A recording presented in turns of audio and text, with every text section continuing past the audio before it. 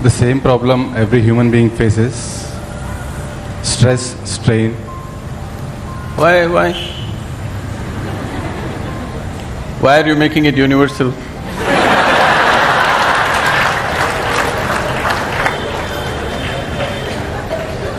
You are assuming that. Okay, you are stressed and strained and what? And one more point. Torture. Getting married and traveling in the path of yoga to reach to the destination, and not getting married, going on the path of the yoga. Which one is the best way?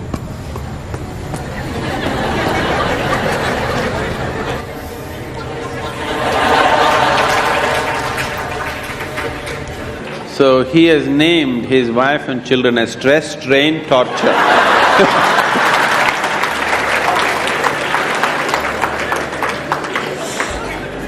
Wife and 2 children, stress, strain and torture. How's that?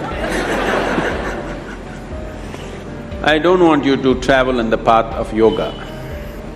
Whatever goddamn path you're traveling on, take yoga with you.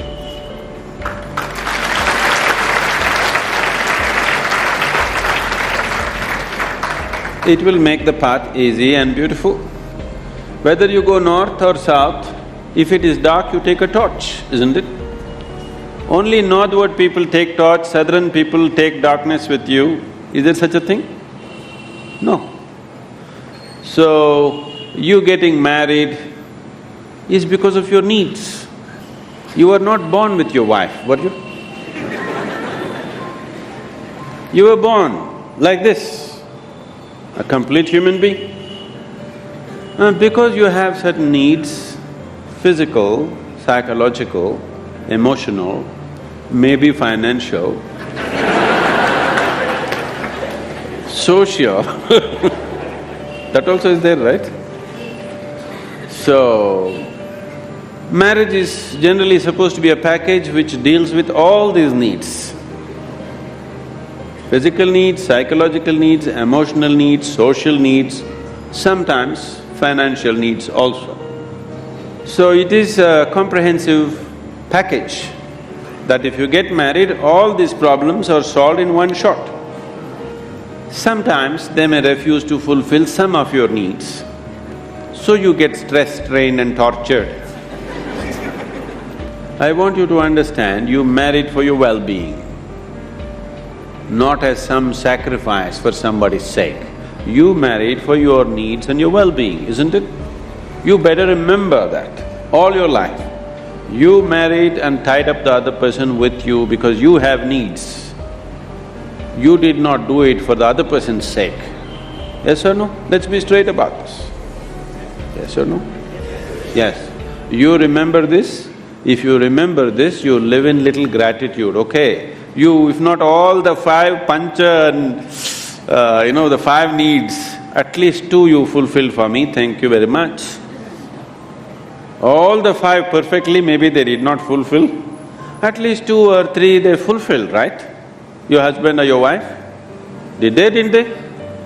If they did not fulfill anything, I don't think you would be there by now. They are fulfilling some needs, a few things maybe they are not able to fulfill. So are you. You are also not able to fulfill every one of the needs of the other person. Some you're fulfilling, some you're not, isn't it so? So, why did this become stress, strain and torture? Whichever way you have made it, till now, it doesn't matter. If you're willing, in 3 days' time, it doesn't matter how bad your situation is, in 3 days' time, you can bring it to a semblance of peace. If not love, if not ecstasy, at least you can bring it to a peaceful state in 3 days' time if you are willing, 100%. Yes or no? At least you can shut up. Simply, whatever happens. Peace will happen. So, don't walk the path of yoga, whatever the path, you must carry yoga with you. If you carry yoga with you, it'll light up your path, whatever path you have chosen. You have chosen your path out of your needs. You already done it, so that's up to you. Those who have not done it, I would like you to choose your path not out of your compulsive needs, but of your conscious needs. So, when that stage in your life comes, it is time to consciously look at your life and see, will today's needs mean something to you after 5 years or 10 years? Will it be worthwhile to tie up your life for the simple needs that you have today, or are these just passing needs for you? It's a very strong need, you must marry. If it is not a strong need, it's a passing need. You can work out your needs probably by just going to a cinema, then no need to get married, you know. Yes, many people are like this, their needs are not very strong, it's just passing. But social structure tells them you have to. Not necessary. It must be a conscious choice. Whichever way you go, it must be your conscious choice, not compulsive choices. Because if you choose compulsively, you will always take it out on the people around you. Because you feel like a slave and you don't like it, so you take it out on them and they will take it out on you. So, it is not about what you're doing, it is about how you do it. What you're doing is according to our requirements, but how you do it will determine the nature of your life. Is it an advantage to walk single rather than walk with people? Yes, if you want to walk rapidly. In Africa there is a saying, they say, if you want to walk quick, walk alone. If you want to walk long, walk in company. If you're making a long distance journey, it's better to have company. If you are walking a short distance and very quick you want to walk, it's best to go alone, isn't it? Gautama said another thing. When somebody asked him the same question, he said, it is better to walk alone than to walk with a fool. Because by looking at you, he is very clear, who else will marry you?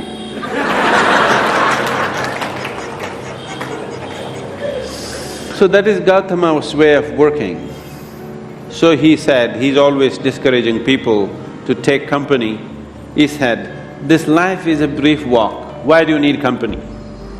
When you leave this body, it's a long place, there I will be there. This is the offer. But you think life is long, so maybe you need company. If you need company, you take it. But how you conduct this company is very important. If you want to conduct this sensibly, one of the most important things that you need to do, particularly with your children, you must do this, is your psychological and your emotional framework should be around the basic fact of life. The basic fact of life is that you're mortal. Your psychological and emotional structure should be formed around your mortality. This is most important. If you're constantly aware that this is a brief life, any moment you'll fall dead actually, then you would organize your life and conduct your life in a certain way. When you know time is ticking away, any moment you'll be knocked down, you have no time to get angry with somebody, isn't it? You have no time to fight with somebody here. You have no time to sit there depressed for a long period of time because tick, tick, tick, tick, it's going away.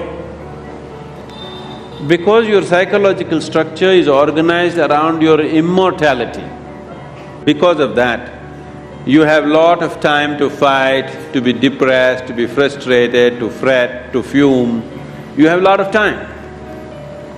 So it's very, very important that everybody organizes their psychological and emotional structure around the mortal nature of our existence. If you're constantly aware that you're mortal, sense will naturally dawn upon you. You will have no time for foolishness. Suppose you're aware that tomorrow you're going to die, would you spend today fighting with somebody? because your time is ticking, isn't it? And your time is ticking even now. Not after a doctor diagnoses you with some horrible disease. Even now it's ticking, isn't it so? If you want to explore the possibility of what this is, the immensity of what this is, then the time is ticking too rapidly. So, in this brief life, where do you get time for stress, strain and torture? I don't know. Where you get time?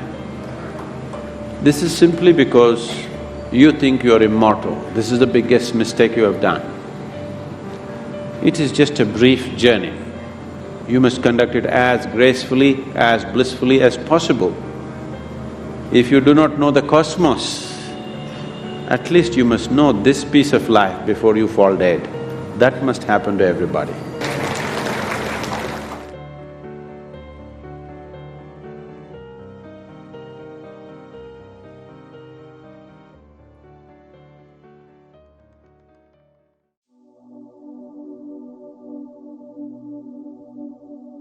Marriage and yoga, at first glance, might seem like topics situated at different spectrums of life.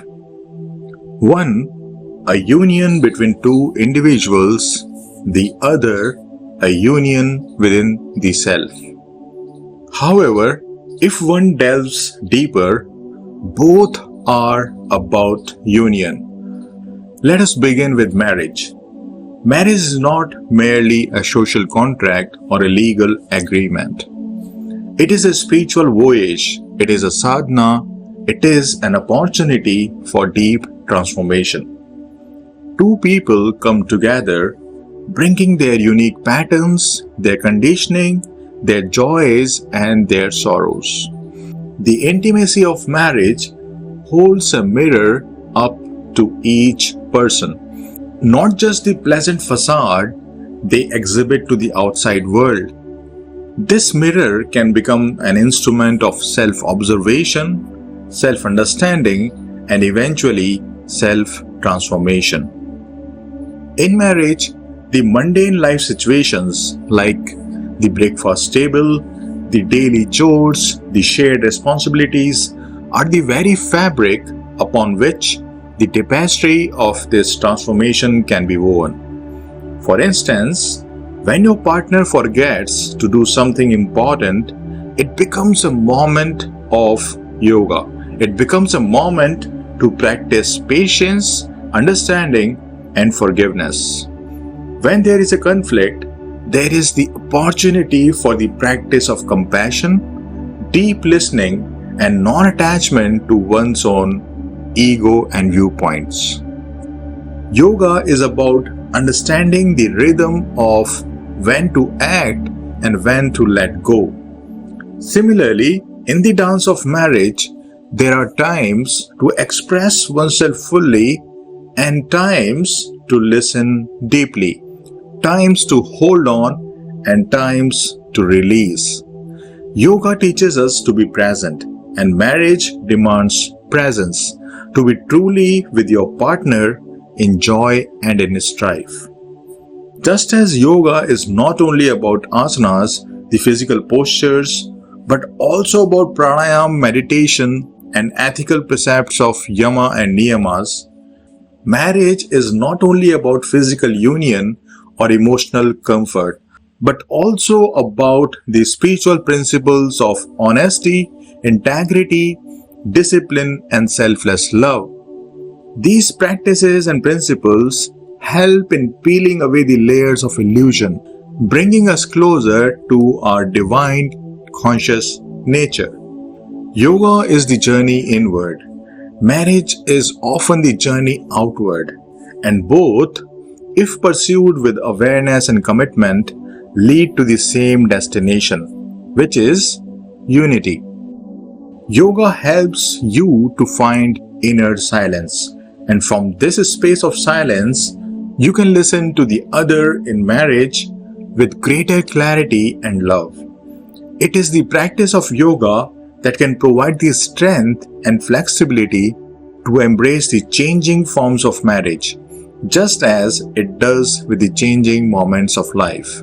In yoga, every posture is a relationship, every breath a conversation with the self. While in marriage, every interaction is a posture, every shared breath a conversation with the other.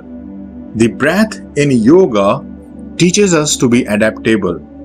So too, marriage requires us to learn the art of adaptation for two beings to harmonize their rhythms into one. In this way, yoga and marriage are not separate. They are intertwined paths that can lead to the same great understanding, which is that of unity within and without. They both ask us to look beyond the surface, to engage with the depths, and to experience the oneness in duality. In the grand scheme of existence, marriage is yoga, life is yoga, all is yoga. Remember, the greatest yoga is love. It is the highest union, the ultimate synthesis where the seeker and the sought become one. In marriage, as in yoga, love is the alchemy that transforms the base metal of our human imperfections into the goal of transcendent union. Embark on the path of marriage like a yogi enters his sadhana, with reverence, with awareness, and with an open heart. Let each day be an opportunity to practice, to grow, to unite, and to love. This is the true marriage of souls. This is the true practice of yoga.